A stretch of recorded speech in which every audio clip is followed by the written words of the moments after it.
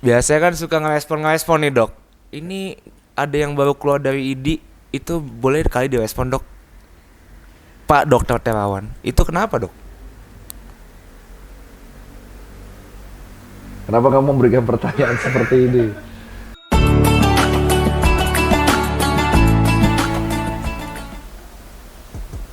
Loh, ini udah mulai? Udah dok. Oke, bagus. Yo, kembali lagi bersama dengan saya Dr. Tita alias Peng Peng Peng, ya kan?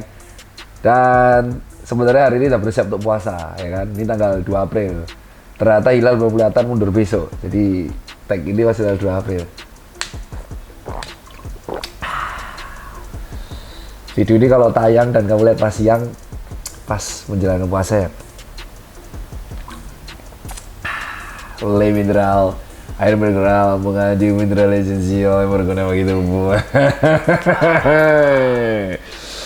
Dan pada kali ini kita akan membuka tanya jawab dengan sang maestro kita. Yang karena videografer saya kena COVID untuk kesekian kalinya, Daniel kena COVID. Oi. Mungkin kalau rekor muri, Daniel akan dapat rekor muri sih. COVID berapa kali dia? Ya kan? Yo, sekarang saya akan mendapat pertanyaan dan digantikan oleh sesama videografer lainnya, Andri Jatika. Dan posturnya Andri sama Daniel itu sama ya. Makanya saya sempat berkonspirasi, apa semua videografer tuh memang obes? Tapi kalau kita melihat Jingok kayaknya kurang gizi dia. Kurus kering kerontang ya, wajar. Soalnya lagi stres sama pacarnya. Pacarnya minta nikah. Yo, sekarang kita balas langsung pertanyaan jawab. Jonathan, pertanyaan pertama apa sih, Jo? Dok, biasanya kan suka ngerespon nih dok. Ini ada yang baru keluar dari ID, itu boleh kali direspon dok. Pak Dokter Terawan, itu kenapa dok? Kenapa kamu memberikan pertanyaan seperti ini? Jadi gimana ya? Saya itu tidak berkapasitas apapun untuk berkomentar soal Pak Terawan dan ID. Satu, saya masih junior di ID. Kedua, itu masalah pribadi ya Pak Terawan.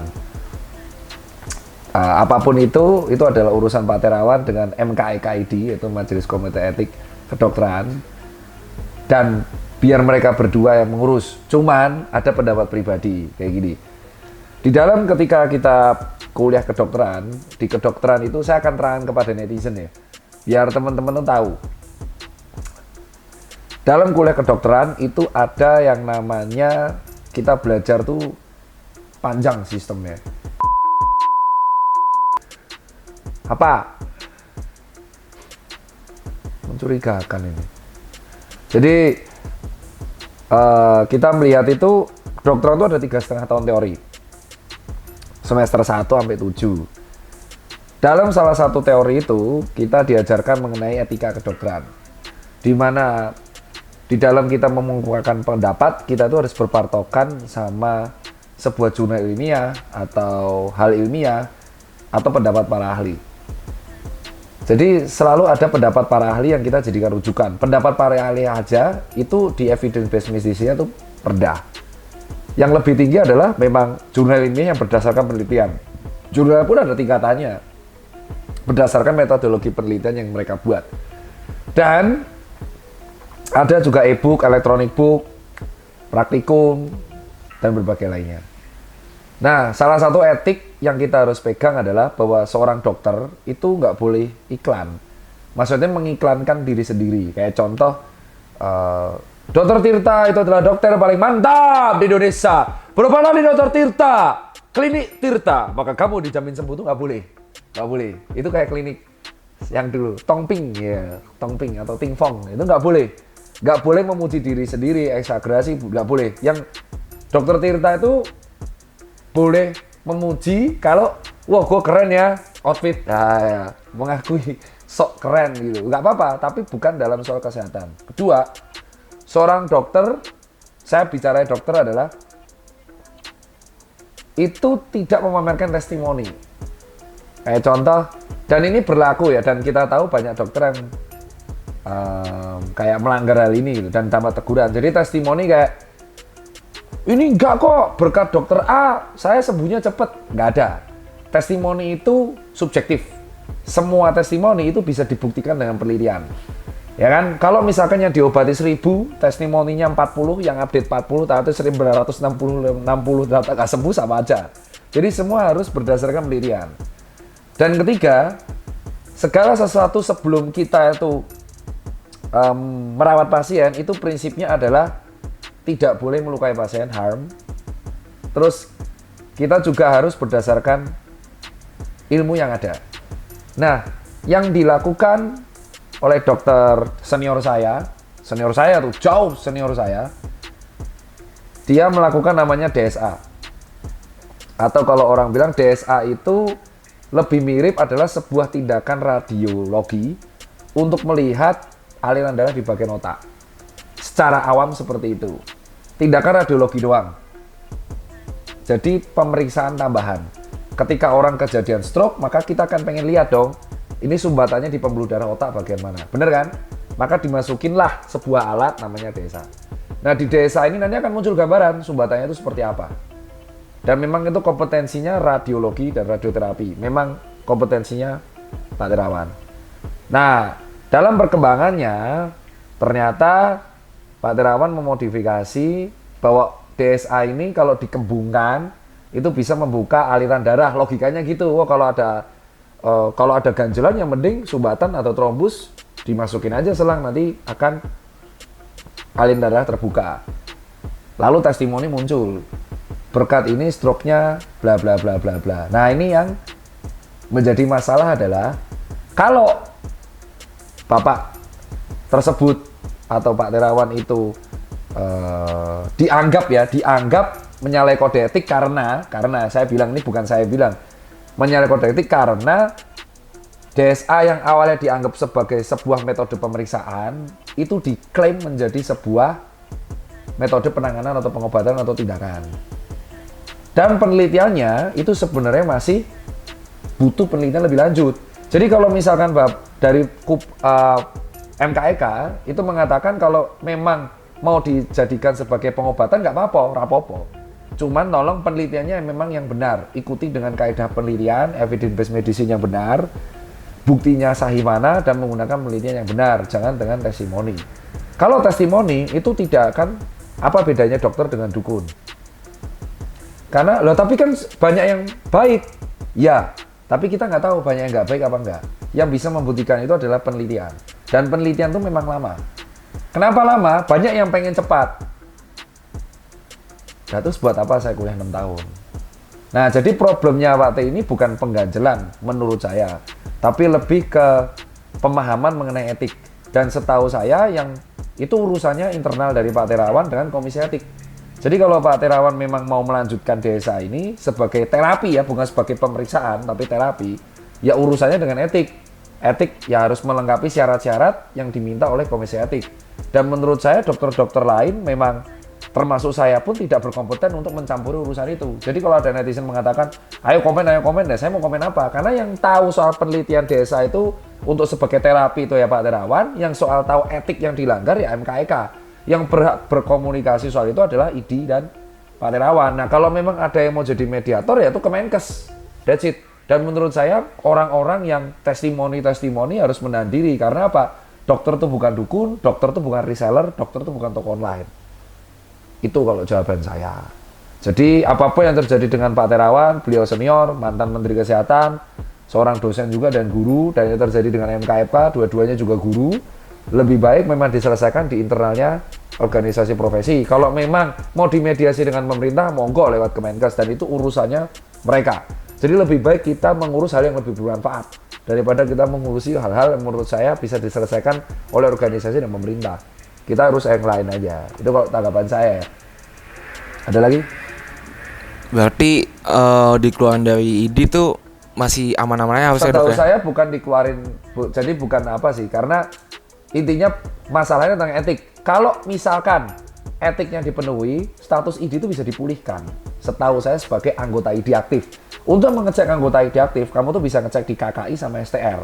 Kayak ngecek Dokter Tirta, KKI-nya aktif, STR aktif, SIP-nya aktif. Jadi itu bisa dipulihkan asal ya mengikuti peraturan-peraturan berlaku di MKEK. Jadi itu bukan kiamat. Jadi sekarang urusannya Pak Terawan dengan ID.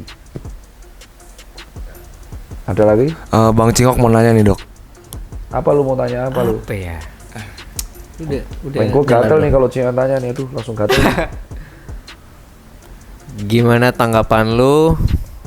Kan kemarin sempat ramai ada orang berantem di Twitter sampai ke Nicole. Ya, kronologi sampai Jeffrey Nicole baku hantam Dengan sampai ke ring tinju. Keanu Pahlevi. Iya. Akun bodong. Nah, Kalau menurut gue sih apa yang dilakuin Nicole itu adalah hal yang kalau menurut gue sebagai seorang cowok yang memang di SMP itu kita di masa-masa SMP di zaman gua ya kalau kita diem terus dibully terus kadang kita harus ngelawan. Dulu gua pun pernah berantem sama orang pada waktu SMP dan SD karena nama bokap diejek-ejek terus. Bisa tanya tuh SMP PR Bintang Laut sama SMA Regina Pacis. Walaupun badan saya kecil, babak belur ya yang penting gas dulu. Yang paling parah sih yang paling SD, ketika nama bapak saya dibuat mainan saya tampar, ya akhirnya saya diskors. Jadi pada dasarnya yang dilakuin Nicole sama Keanu Pahlevi itu kan lebih ke sparring, bukan kayak berantem street fight. Ya kan kalau street fight, fist fight itu udah tanpa pelindung, udah bermoncrot-moncrotan. Tapi yang dilakukan Nicole sama Keanu tuh lebih ke olahraga sih, lebih ke sparring sih. Ada wasitnya, ada pelindungnya, mereka pakai ring, dan setelah mereka sparring, mereka baik-baik aja, salaman, dan menurutku apa yang dilakuin mereka berdua malah sportif. Karena kan awalnya si akun yang bernama Keanu Pahlevi ini kan dari versi Nicole kan memang ngebully terus ya, ngebully kata-kata kotor. Nicole menantang ribut, ayo sparring aja, duel. Keanu menyanggupi dengan saran Nicole ke Bandung, terus akhirnya milih ring yang diselesaikan lewat ring 3 round, 3 KO ya. Dan itu sparring, dan menurutku sah-sah aja. Sah-sah aja kalau dua belah pihak memang sesuai. Dan menurutku kan yang rekam juga temennya. Kenapa direkam dan di-share itu bukan gimmick ya kalau menurutku. Karena hooknya Nicole tuh memang hook beneran. Jadi gini, kalau memang ada netizen tuh yang aku terganggu bilang itu gimmick. Gini, itu hooknya Nicole beneran bos. Kalau misal nggak percaya, coba lu di depan Nicole rasain aja hooknya.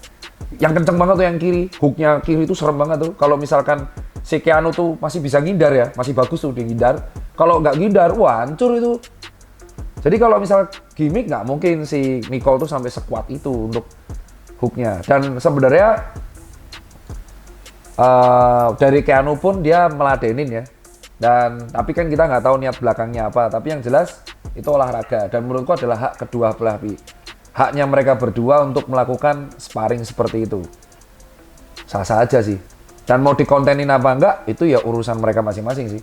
Tapi yang jelas setelah itu kan mereka sempat share sebat bareng gitu kan dan selesai gitu. Daripada kita adu. Kalau aku sih lebih seneng gitu karena daripada kita adu bacot di Twitter dan adu bacot di medsos gak kelar-kelar, ya selesain aja kayak gitu. Yang kalah menang ya bodo amat gitu. Dan aku pernah kok kayak gitu, aku pernah berantem sama orang yang sekarang malah jadi temen dan malah jadi partner kerja.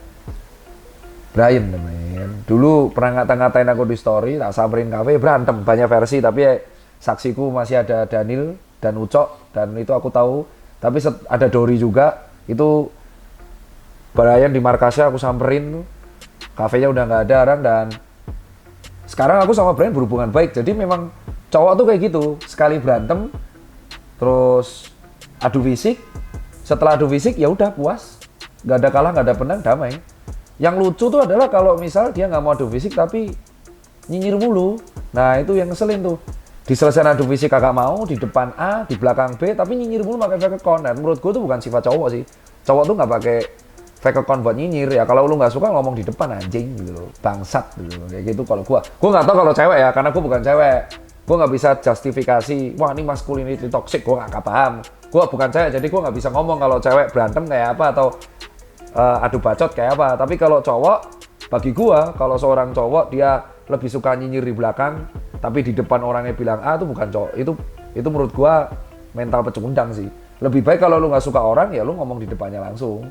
Dan setelah itu ya udah clear. Itu yang gue respect sih.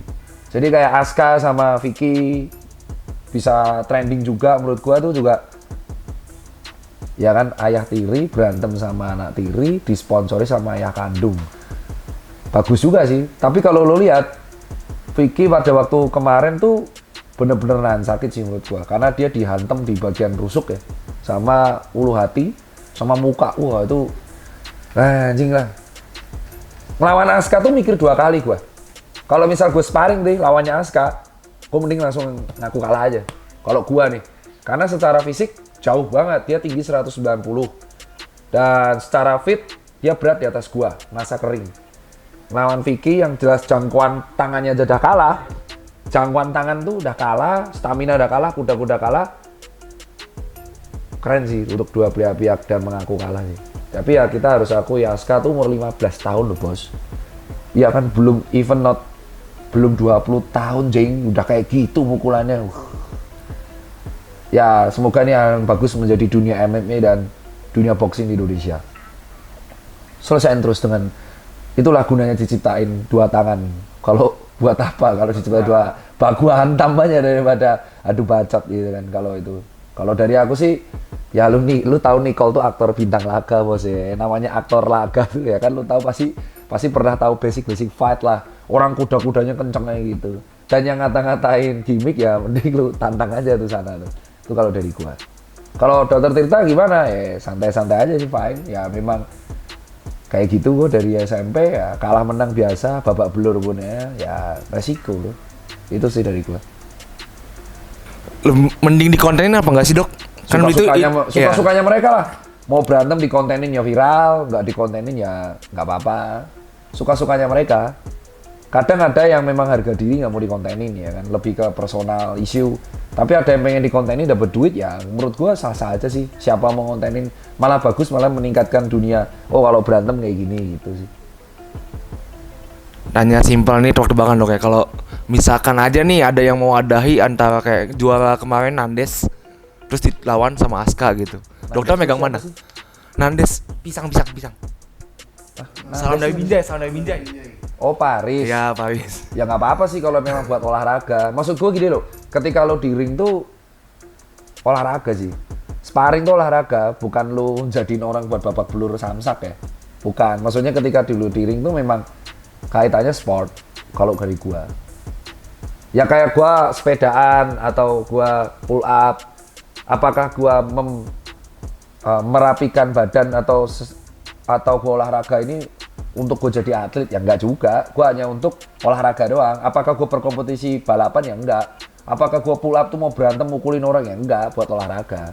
Nah kalau misalkan kita belajar MMA atau Muay Thai, boxing, Jiu-Jitsu atau Taekwondo, nah sparringnya mau sama apa?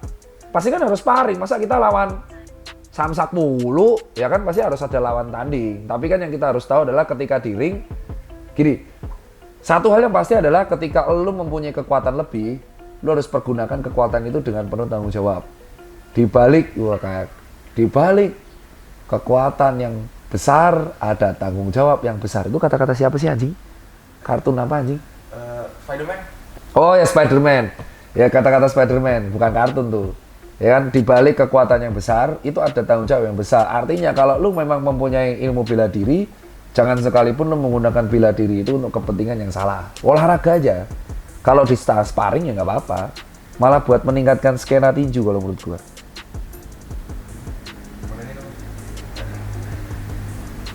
Dok, komentarin dong soal PPN naik Dok. Ini Wah, banyak yang komen tuh. nih.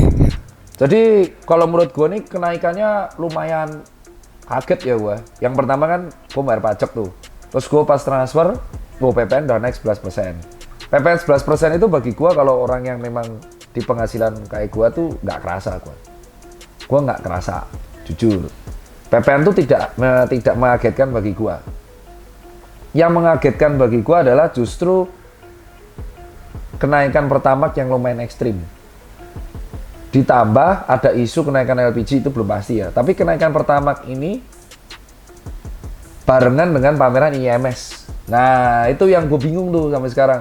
Jadi gini, Pertamax tuh naik ya, lumayan ekstrim ya. Tapi orang edukasinya adalah ke listrik. ya kan, ke energi listrik. Sekarang gue tanya, apakah listrik itu tidak memakai batu bara? Pakai. Selain itu ada PLTU juga ya. Tapi tidak sepenuhnya. Kalau menurut gua, ya lu pakai transport umum, naik juga ternyata harganya. Lewat tol pun naik, tolnya naik. Jadi sudah pertama naik, tolnya naik, transport umum naik. Ya di BBM. Tapi kalau menurut gua adalah kalau lu memang pengen hemat, ya lu bisa ngikut cara hidup gua. Lari, jalan kaki gitu kan. Terus sepeda gitu. Nah, sepeda Tirta mahal, ya udah lari, jalan kaki itu kan bisa. Gue juga lari gitu. Jadi kalau menurut gue sih, yang mengagetkan adalah semua kenaikan itu terjadi dalam waktu bersamaan, yaitu PPN, Pertamax sama minyak goreng. Gue lebih kaget yang minyak goreng sama Pertamax, karena minyak goreng itu sangat vital posisinya di setiap kebutuhan rumah tangga di Indonesia. Banyak orang bilang mengatakan bahwa kenaikan pertama kan banyak orang pakai Pertalite. Ngapain yang pakai Pertalite marah-marah? Masalahnya nyari Pertalite susah, Pak.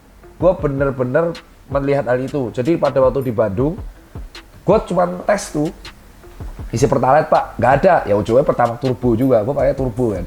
Tapi kan tetep aja kan udah sulit. Mau nggak mau motor akhirnya pakai Pertamax juga gitu. Nah sampai rumah minyak gorengnya naik. Nah gaji naik, nggak ngefek jadinya kan.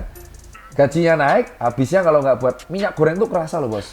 Sekarang tuh goreng apapun tuh aja kalau nggak pakai margarin ya minyak goreng. Nah, sekarang ada isu minyak goreng naik, Pertamax naik, PPN dan naik. Otomatis ada isu katanya LPG naik yang 3 kilo, ya itu kerasa banget bos. Kalau bagi orang yang penghasilannya udah middle class, kalau bagi middle up, itu mungkin kerasanya tipis. Tapi kalau untuk yang gajinya UMR, itu kerasanya sangat kerasa bos. Kayak dihantem tuh. Namanya kayak tanjakan mayat, jadi dipotong perlahan tuh kepalanya. Jadi kalau menurut gue sih, Ramadan kali ini bener-bener cobaan bagi banyak orang yang penghasilannya pas-pasan sih. Gue sih nggak bisa nggak setuju ya. Karena menurut gue kenaikan itu kan pasti dipikirkan dengan segala hal yang memang udah detail dan bukan kompetensi gue. Tapi kalau gue sebagai warga negara yang taat pajak, gue taat pajak ya kaget aja sih kalau dinaikkan dalam waktu bersamaan. Karena kan ya nggak semua orang sanggup menahan beban sebesar itu sih. Itu gue. Ada lagi? Nah, jadi itu aja. Buat teman-teman yang mau bertanya lebih lanjut ke gua, lu bisa. Tapi menurut gua adalah ini pendapat pribadi gua untuk isu-isu yang sekarang ya, dan yang sering ditanyain ke gua. Jadi bukan gua nggak mau komen, karena gua komen dikit aja jangan kepancing. Pancos lu tuh nggak bisa beli sepatu kayak ginian. Itu kalau dari saya.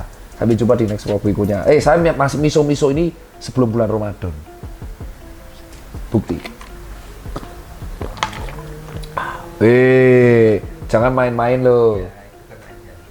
Tahu, saya tahu. Dan itu aja dari saya. Sampai jumpa.